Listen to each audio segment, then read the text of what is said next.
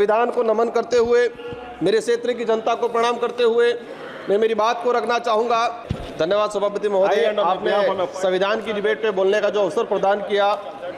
आज हमारे देश के लिए एक सबसे सर्वोच्च और सबसे शुद्ध ग्रंथ है संविधान।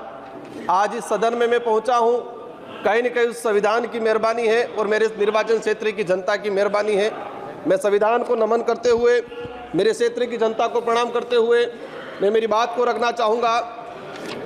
इस संविधान के अंदर प्रावधान किया गया है कि इस देश के अंदर रहने वाला प्रत्येक वर्ग, और विशेषकर ध्यान रखा गया है जो इस देश का जो गरीब है तबका है, और आदिवासी समुदाय हो, एससी समुदाय हो, उनके उद्धार के लिए प्रावधान किए गए संविधान के अंदर। लेकिन आज बड़े दुख के साथ कहना पड़ रहा है कि 75 वर्ष हो गए, लेकिन संविधान के अंदर जो आदिवासी समुदाय के हित में जो प्रावधान बने हुए हैं, अनुच्छेद 244(1) के अंतर्गत 5वीं अनुसूची, अनुच्छेद 244(2) के अंतर्गत 6ठी अनुसूची के तहत अनुसूचित क्षेत्र, जनजाति क्षेत्र के प्रावधानों को आज तक धरातल पे लागू नहीं किया गया है। ये इससे स्पष्ट होता है कि वर्तमान या पूर्व की सरकारें जो भी रही हो, उन सरकारों को आदिवासी समुदाय के हित में और संविधान के अंदर आदिवासियों के जो प्रावधान है उनके लिए क्या मानसिकता रही है। माननीय सभापति महोदय, हम लोग जब 5वीं अनुसूची और 6ठी अनुसूची के तहत हमारे विशेषाधिकार की बात करते हैं तो कई राष्ट्रीय पार्टियों के कई नेता 5 के नाम से गुमराह करते हैं आम जनता को।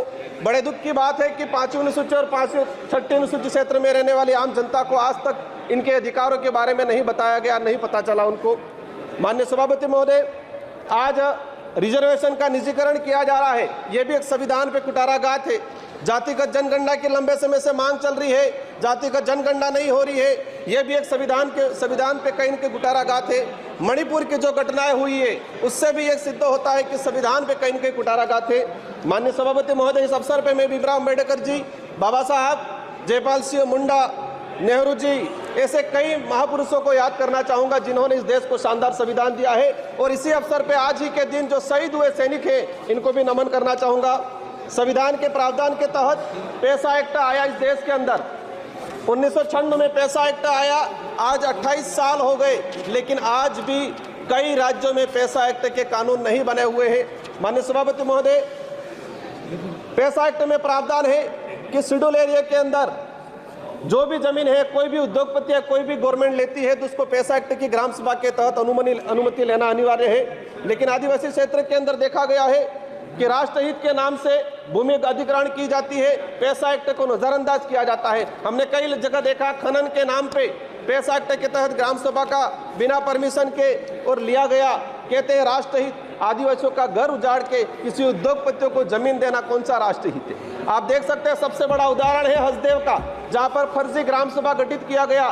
क्लियर है कि ये कहीं न कहीं पूरे संविधान की धज्जियां उड़ाने का काम किया गया है। माननीय सभापति महोदय, हम अगर देखना चाहें कि कितनी जगह पैसा एक्ट की ग्राम सभा की अनुमति ली गई, पिछले 10 सालों के अंदर कितने प्रोजेक्ट ट्राइबल इलाके में लागू किए गए और कितनी जगह पैसा एक्ट की ग्राम सभा ली गई है। 10 सालों का अगर डाटा निकाल के देखेंगे, दूध का दूध, पानी का पानी हो जाएगा और यह स्पष्ट हो जाएगा कि वर्तमान सरकारें हो या पूर्व की सरकारें हो, आदिवासी समुदाय के जो संवैधानिक अधिकार है उनके लिए कितने संवेदनशील है।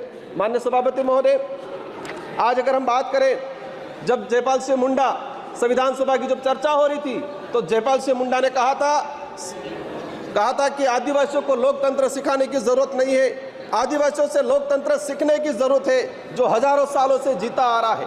और ये मानना पड़ेगा कि संविधान निर्माताओं ने भी जब देखा गया कि आदिवासी समुदाय की गण व्यवस्था, गमेती पटेल मुखिया की व्यवस्था, उसी को कहीं न कहीं अडोप्ट किया गया है। लेकिन आज लोकतंत्र में जिस तरह से तानाशाही हो रही है, ये कहीं न कहीं आज आम जनता, आम गरीब के लिए दिक्कत है। जल जंगल जमीन आदिवासी जीवन का आधार है, ये बिरसा मुंडा जी और जयपाल सिंह मुंडा का कहना था, लेकिन आज उसी जल जंगल जमीन को उजाड़ा जा रहा है।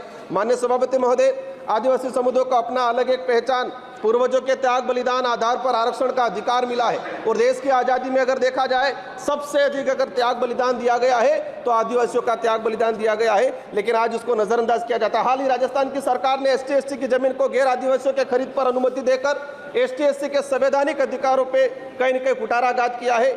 माननीय सभापति महोदय, अनुच्छेद 243 ZC के प्रावधानों की धज्जियां उड़ाई जा रही है। आदिवासियों के संवैधानिक अधिकारों को लेकर सुप्रीम कोर्ट के कई जजमेंट आए। Samatha judgment 1997, Vedanta judgment 2013, Ramareddy versus state Andhra Pradesh 1998, Kailash बनाम महाराष्ट्र सरकार 11 जनवरी 2005। लेकिन आज तक इन सुप्रीम कोर्ट हाई कोर्ट के जो जजमेंट है वो आज तक लागू नहीं किए गए हैं। आप अपन निकाल के देखेंगे जितने भी जजमेंट आए ट्राइबल इलाके के हित को लेके आज तक उनको लागू नहीं किया गया है। माननीय सभापति महोदय, हजारों वीरों के बलिदान के बाद Chota Nagpur tenancy act 1908, Santal Pargana tenancy act 1949, Wilson rules 1837, ये जो जितने भी जो एक्ट आए थे हजारों लोगों ने अपना बलिदान दिया था, इसके बाद आए थे। लेकिन देखा गया है आज़ादी के बाद इन किसी भी एक्ट पे कोई प्रावधान नहीं किया गया है। माननीय सभापति महोदय, मैं लास्ट 30 मिनट में आपकी बात में समझ रहा हूँ, मैं अपनी बात को रखूंगा। हमारे देश की न्याय व्यवस्था की बात करें, जी धन्यवाद। एट्रोसिटी की जो बात करें, देश के अंदर इतनी एट्रोसिटी हो रही है। सभा की कार्यवाही शनिवार दिनांक 14 दिसंबर 2024 को प्रातः 11 बजे तक के लिए स्थगित की जाती है।